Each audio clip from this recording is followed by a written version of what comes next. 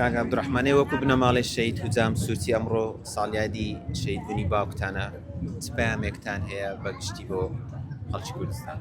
وەکو کوڕی شەید هوجام سوورچی ئەوڕۆ 11 ساڵە بسە شەیدبوونی شەید هوجام سوورچێتی شانازی بە شەیدبوونی شەید هوجام سوورچی وەکەین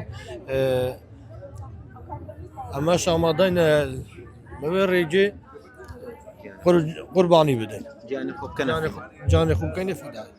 باشە جەنابیشتان هەر وەکو کوڕی کاک شەهید هوجام سووتینە تۆ هەستت چی ئەمڕۆ کە خەڵکێکی زۆر شانازی بە باوکتەوە ئەکەن کەوا شەهید بووە پەیامی تۆ چێ لەمڕۆ؟ پەیامی ئەوە وەکو کوڕی شەید هوجام سوورچی 11 ساڵە تێپەڕیە لەسەر شەیدبوونی باوکم وەکو ڕۆژێکی ئەمڕۆ شەهید بووە ئەس دەکەم کوڕ خڕ یەک بگرێت.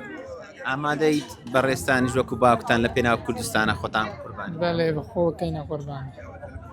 زۆر سپاس دەکەم بابەتمە لای کچە جوانەش جەنابیشتان وەکو کچی شەهید هوجام تۆ پەیامت چییە؟ ماشەڵڵا بەزلی کوردی بە ئاڵای کوردستانەوە ئەوڕۆ هاتی هەستی تۆ چییە کەوا خەڵکێکی زۆر شانازیەوە بە باوکتەوەکەن؟